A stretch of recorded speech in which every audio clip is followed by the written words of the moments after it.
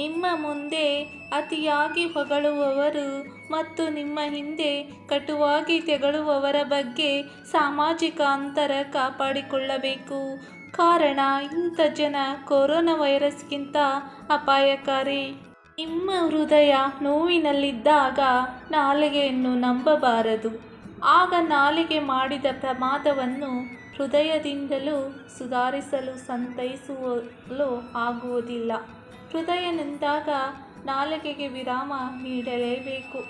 ನಮ್ಮ ಬಹಳ ದೊಡ್ಡ ಸಮಸ್ಯೆ ಅಂದರೆ ಸಾಕಷ್ಟು ಸಮಯವಿದೆ ಬಿಡು ಎಂದು ಅಂದುಕೊಳ್ಳುವುದು. ಸಮಯದಷ್ಟು ವೇಗವಾಗಿ ಯಾವುದೂ ಹೋಗುವುದಿಲ್ಲ. ಉಳಿದೆಲ್ಲವೂ ನಿಲ್ಲಬಹುದು, ಆದರೆ ಸಮಯ ನಿಲ್ಲುವುದಿಲ್ಲ. ಆದ್ದರಿಂದ ಸಮಯದ ವಿಷಯದಲ್ಲಿ ಉಡಾಫೆ ಬೇಡ. ಬೇರೆಯವರ ಅಭಿಪ್ರಾಯದಿಂದಲೇ ಅನ್ಯರನ್ನು ಅಳೆಯಬಾರದು ಅಥವಾ ಅವರ ಬಗ್ಗೆ ನಮ್ಮ ಅಭಿಪ್ರಾಯ ರೂಪಿಸಿಕೊಳ್ಳಬಾರದು. ಯಾವತ್ತೂ ನಮ್ಮ ಮನಸ್ಸು ಮತ್ತು ಹೃದಯ ಹೇಳುವುದನ್ನು ಕೇಳಬೇಕು. ಅದು ಎಂದೂ ನಮ್ಮನ್ನು ದಾರಿ ತಪ್ಪಿಸುವುದಿಲ್ಲ. ದ್ವೇಷ, ಅಸೂಯೆ, ಹತಾಶೆ, ಅಸಮಾಧಾನಗಳೆಲ್ಲ ಮಾನಸಿಕ ಕಾರಾಗೃಹಗಳಿದ್ದಂತೆ. ಇವುಗಳ ಜೊತೆ ಜೀವಿಸುವುದನ್ನು ಅಭ್ಯಾಸ ಮಾಡಿಕೊಂಡರೆ ಜೀವಾವಧಿ ಶಿಕ್ಷೆಯನ್ನು ಅನುಭವಿಸಿದಂತೆ. ಮೊದಲು ಇವುಗಳಿಂದ ಬಿಡಿಸಿಕೊಂಡು ಸ್ವತಂತ್ರರಾಗಬೇಕು. ಎಲ್ಲರೂ ನಿಮ್ಮನ್ನು ನೋಡಬೇಕು ಅಂದರೆ ಎತ್ತರಕ್ಕೆ ಬೆಳೆಯಲೇಬೇಕು. ಎತ್ತರಕ್ಕೆ ಬೆಳೆಯಲು ಉಳಿದವರಿಗಿಂತ ಹೆಚ್ಚು ಕಷ್ಟಪಡಬೇಕು. ಎತ್ತರದಲ್ಲಿ ಎಲ್ಲರಿಗೂ ನಿಂತುಕೊಳ್ಳಲು ಜಾಗವಿರುವುದಿಲ್ಲ. ಪೈಪೋಟಿ ಜಾಸ್ತಿ ಇರುತ್ತದೆ. ಅದನ್ನು ಎದುರಿಸಿ ಮೇಲೇರಲೇಬೇಕು. ನಾವು ಯಶಸ್ಸಿನ ಪಥ ತುಳಿಯಲು ಈ ಜೀವನದಲ್ಲಿ ಏರಿಳಿತಗಳು ಬಹಳ ಮುಖ್ಯ. ಬದುಕಲು ಕಲಿಯಿರಿ. ಏಕೆಂದರೆ ECGಯಲ್ಲೂ ಸಹ ನೇರಗೆರೆ ಎಂದರೆ ಜೀವ ಇಲ್ಲ ಎಂದೇ ಅರ್ಥ.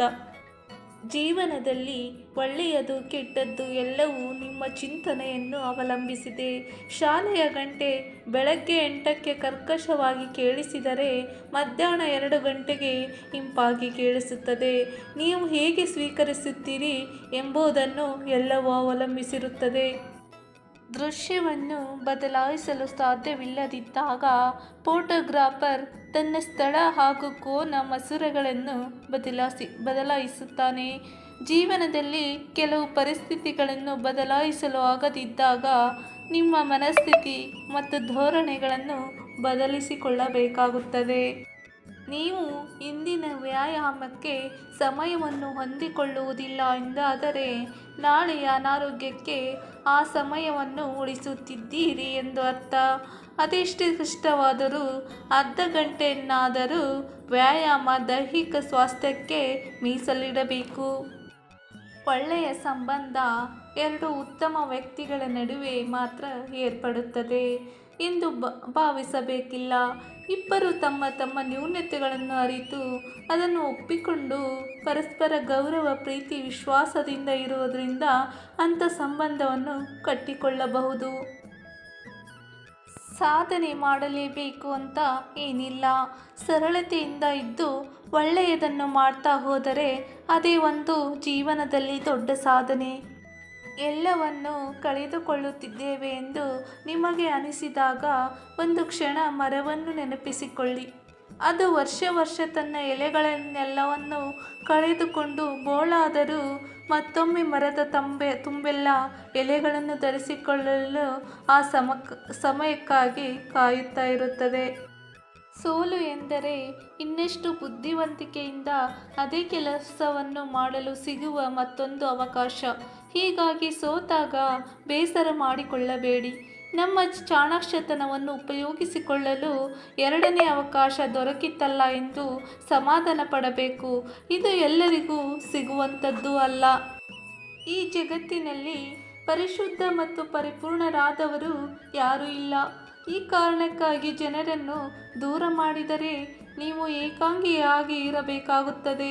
ಹೀಗಾಗಿ ಯಾರ ಬಗ್ಗೆಯೂ ತೀರ್ಪು ಕೊಡಬಾರದು. ಸಾಧ್ಯವಾದರೆ ಆತ್ಮೀಯರಾಗಿ ಒಡನಾಟದಿಂದ ಇರಬೇಕು. ಸೋಲೆಂದರೆ ನಿಮ್ಮ ಕಾರ್ಯತಂತ್ರದ ಬಗ್ಗೆ ಇನ್ನೊಮ್ಮೆ ಯೋಚಿಸುವ ವಿಮರ್ಶಿಸುವ ಮತ್ತೊಂದು ಅವಕಾಶ ಎಂದರ್ಥ. ಇದರಿಂದ ನಿಮ್ಮ ಯೋಜನೆಯನ್ನು ಇನ್ನಷ್ಟು ಪರಿಣಾಮಕಾರಿಯಾಗಿ ಜಾರಿಗೊಳಿಸಲು ಸಾಧ್ಯವಾಗಿ ಉತ್ತಮ ಫಲಿತಾಂಶ ಪಡೆಯಲು ಅನುವಾಗಬಹುದು. ಸೋಲು ಕೂಡ ಸಹಕಾರಿಯೇ. ನೋಡಿದ್ರಲ್ಲ ಫ್ರೆಂಡ್ಸ್, ಈ ವಿಡಿಯೋ ನಿಮಗೆ ಇಷ್ಟ ಆದರೆ ಒಂದು ಲೈಕ್ ಕೊಟ್ಟು ಸಬ್ಸ್ಕ್ರೈಬ್ ಮಾಡೋದನ್ನು ಮಾತ್ರ ಮರಿಬೇಡಿ.